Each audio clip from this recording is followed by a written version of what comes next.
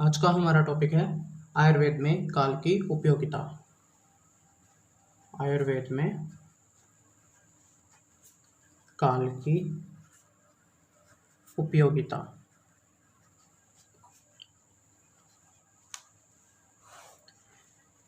Importance of काल इन आयुर्वेदा, जो significance है या इम्पोर्टेंस है, हम देखें तो आयुर्वेद का जो प्रयोजन है स्वस्थ के स्वास्थ्य की रक्षा करना और आतुर के रोगों का दूर करना, उन दोनों का ही जरूरी है कि क्योंकि काल ही उन दोनों को बैलेंस करने वाला होता है। तो फर्स्ट पॉइंट देखते हैं हमारा काल की उपयोगिता में। काल भोजनम आरोग्यकरणम।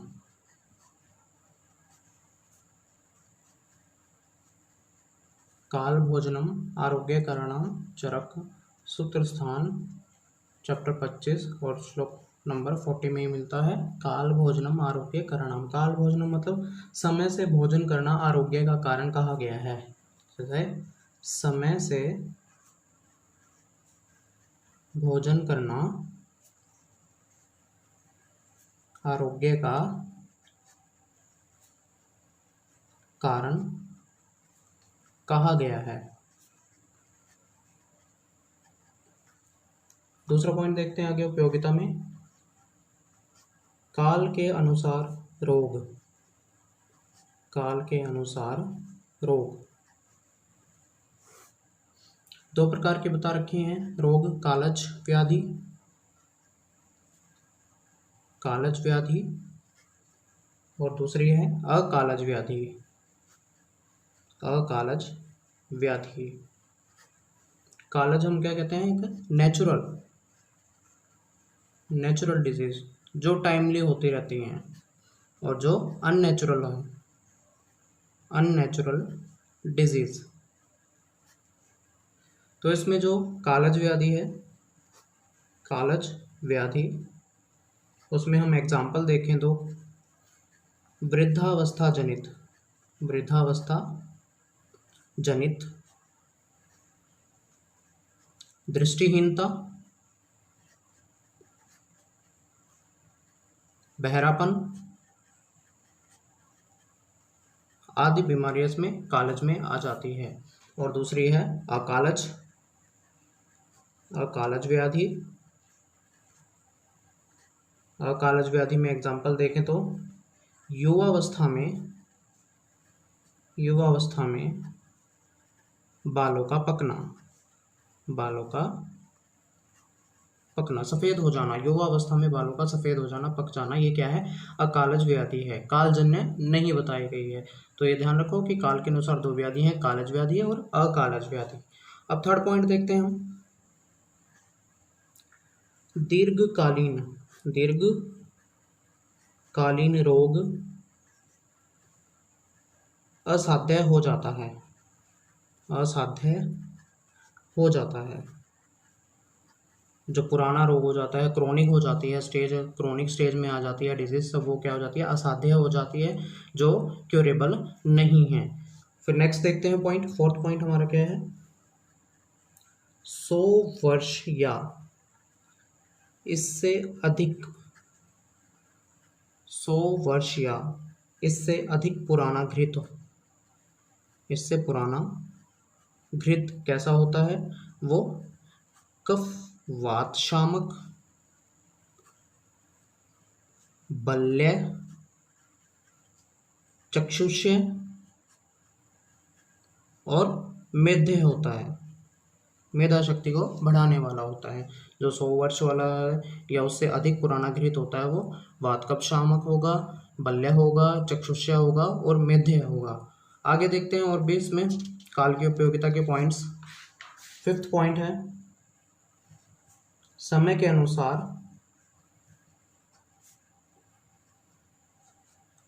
अनुसार आहार, विश्राम, व्यायाम और सोना लाभदायक है। समय के अनुसार आहार करना, विश्राम करना, व्यायाम करना और निद्रा लेना लाभदायक होता है। अब देखते हैं, जैसे फॉर एग्जांपल यहाँ पर दीवा स्वप्न। यदि हम दिन में सोते हैं, अधिक उसमें दिन में सोते हैं, तो वो किस का कारण होगा? कफ वृद्धि का कारण होगा। ग्रीष्म ऋतु में बताया गया कि ग्रीष्म ऋतु में दिन में सोना चाहिए, और उसमें भी बताया सिटिंग पोस्चर में, जैसे हम चेयर पे बैठे होते हैं उस पोस्चर में हमें बैठकर सोने के लिए कहा गया है, वो भी ग्रीष्म ऋतु में। बाकी ऋतुओं में दीवा स्वप्न निषिद्ध बताया गया है। तो दीवा स्वप्न से क्या होता है? कफ की वृद्धि होती है। दूसरा, रात्रि जागरण। रात में जागने से, देर रात तक जागने से क्या होता है? वात की वृद्धि होती है, वात की वृद्धि। और थर्ड पॉइंट देखें, अकाल भोजन। अकाल भोजन, समय से भोजन ना करने पर, समय पर भोजन ना करने पर क्या होगा? अजीर्ण, इनडाइजेशन की कंडीशन हो जाएगी, अजीर्ण हो जाएगा। फिर आगे अति व्यायाम। अति व्यायाम करने से, अति व्यायाम करने से क्या होगा? वात की वृद्धि होती है। अधिक मात्रा में व्यायाम करने से, अधिक देर तक, अधिक समय तक व्यायाम करने से वात की वृद्धि हो सकती है। और क्या है? अति विश्राम। ज़्यादा समय तक विश्राम करने से क्या हो सकता है? कफ की वृद्धि होती है। तो कुछ ये टाइम पीरियड के अकॉर्डिंग बताए गए हैं। दीवा स्वप्न से, रात्रि जागरण से क्या क्या दोष की वृद्धि होती है, शरीर पर क्या प्रभाव पड़ता है, तो ये भी पॉइंट्स याद रखना। आगे देखते हैं, नेक्स्ट पॉइंट है रोग आरोग्य में काल का महत्व। रोग आरोग्य में काल का महत्व। तो क्या हो सकता है इसमें? वाग्भट ने एक श्लोक बताया रोग आरोग्य के कारण का। काल अर्थ कर्मणाम योगो हीन मिथ्याति मात्रक, मिथ्याति मात्रक सम्यक योगश्च विज्ञेयो रोग आरोग्यक कारणम। यह हमें अष्टांग हृदय में मिलता है श्लोक। वाग्भट ने बताया है, काल अर्थ कर्मणाम योगो हीन मिथ्याति मात्रक सम्यक योगश्च विज्ञेयो रोग आरोग्य कारणम। तो उसमें देखें तो काल का सम्यक योग होना, काल का सम्यक योग होगा तो हमें क्या होगा? आरोग्य की प्राप्ति होगी, आरोग्य प्राप्ति। और क्या हो सकता है इसमें? काल का हीन योग, हीन योग, मिथ्या योग और अति योग। हीन योग, मिथ्या योग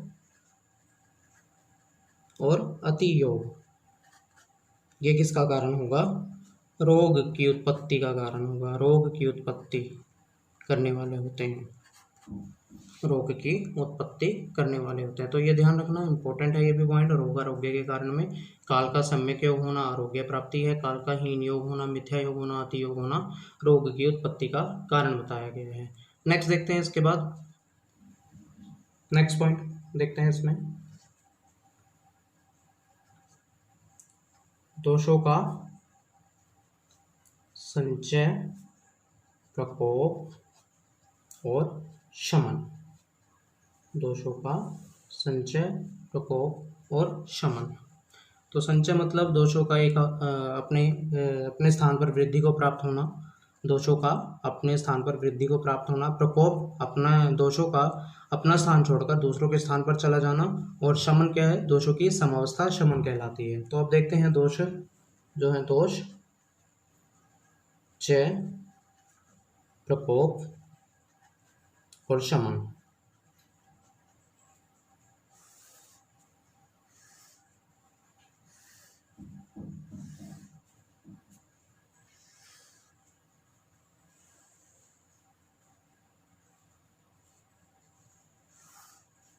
सबसे पहले है वात। वात का संचय कब होता है? ग्रीष्म ऋतु में। प्रकोप वर्षा ऋतु में होता है और शमन शरद ऋतु में होता है। और इसी तरह हम पित्त का देखें तो पित्त का संचय कब होता है? वर्षा ऋतु में होता है, प्रकोप शरद ऋतु में हो जाता है और शमन हेमंत ऋतु में होता है।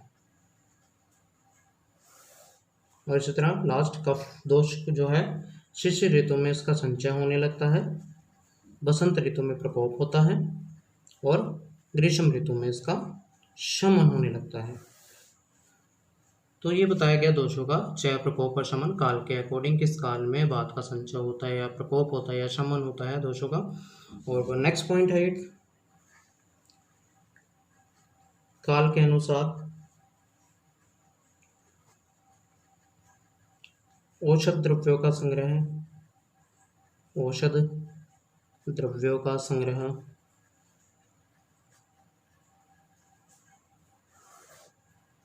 औषध द्रव्यों का हमें संग्रह कब करना चाहिए? जो औषध द्रव्य बताए गए हैं उसके मूल का, फल का, पुष्प का कब संग्रह करना चाहिए, उसके क्षार का कब संग्रह करना चाहिए, तो वो बताया गया ऋतुओं के अनुसार। जैसे वसंत ऋतु आती है तो वसंत ऋतु में बताया गया शाखा और पत्र का संग्रह करना चाहिए, शाखा और पत्र का संग्रह।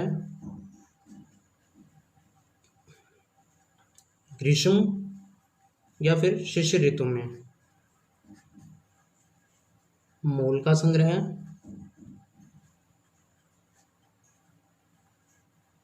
शरद ऋतु में छाल, कंद और शीर का संग्रह करना चाहिए। और इसी तरह हेमंत ऋतु में सार का संग्रह करना चाहिए। और ऋतु अनुसार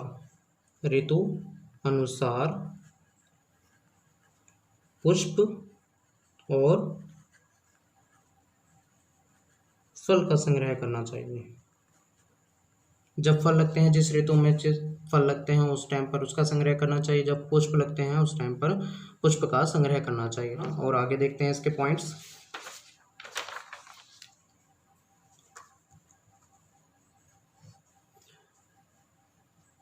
गर्भ की मासानुमासिक वृद्धि, गर्भ की मासानुमासिक वृद्धि। तो हम गर्भ की मासानुमासिक वृद्धि में भी पॉइंट्स बता सकते हैं कि 9 मंथ्स का टाइम पीरियड होता है, 9 मंथ का, एक एक मंथ का उसमें बता सकते हैं। फर्स्ट मंथ में क्या बनता है, सेकंड मंथ में क्या स्ट्रक्चर फॉर्मेशन होती है, थर्ड मंथ तक, टोटल 9 मंथ तक हम इसमें बता सकते हैं गर्भ की मासानुमासिक वृद्धि का। मंथ वाइज हम इसमें डिटेल में बता सकते हैं। नेक्स्ट पॉइंट है हमारा रजस्राव काल। रजस्राव काल मॉडर्न के अकॉर्डिंग जो बताया गया, मॉडर्न ने जो माना है 3 to 5 डेज माना है रजस्राव काल। और भी बहुत से पॉइंट्स हैं इसमें मासानुमासिक वृद्धि में, जैसे तो एक और पॉइंट आ जाता है औषध सेवन काल। औषध सेवन काल का पॉइंट आ जाता है कि हमें औषध सेवन कब करना चाहिए, खाली पेट करना चाहिए, अभक्त काल में खाली पेट करना चाहिए, निद्रा से पहले लेना चाहिए। तो ये इस तरह के कुछ पॉइंट्स बता रखे हैं औषध सेवन काल के, वो भी आप डिटेल में इसमें कर सकते हो इम्पोर्टेंस ऑफ काल में। ठीक है, और भी बहुत सारे पॉइंट्स बनते हैं इसमें, तो जो और भी हैं जैसे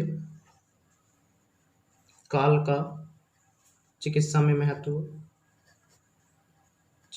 महत्व, ऐसे आप हेडिंग बनाकर चिकित्सा के पॉइंट्स इसमें लिख सकते हैं। और अरिष्ट लक्षण के बता सकते हैं, काल और अरिष्ट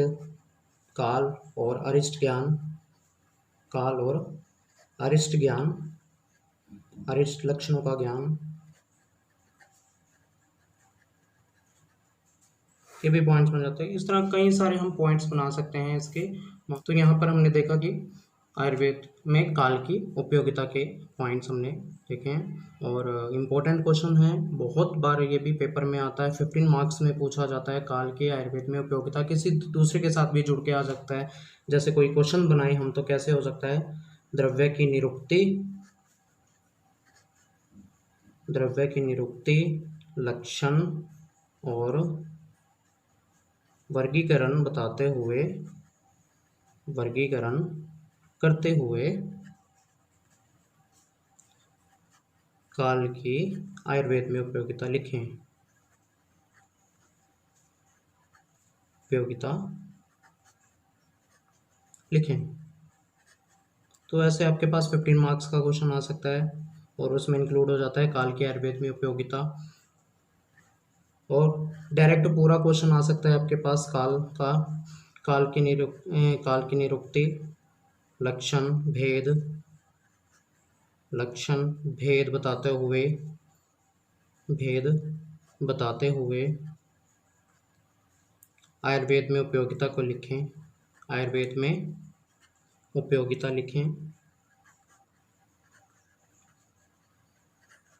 तो ऐसे भी ये 15 मार्क्स में आ जाता है। और शॉर्ट नोट्स में आ सकता है, तो आपके पास 5 मार्क्स में क्वेश्चन काल का। तो ये ऐसे क्वेश्चंस काल का जरूरी नहीं है द्रव्य की निरुक्ति यही सेम क्वेश्चन ऐसे बनता है, तो किसी के साथ भी ये काल की उपयोगिता किसी के साथ भी जुड़ के पूछी जा सकती है। तो आज का टॉपिक हम यहीं ख़त्म करते हैं, काल की उपयोगिता।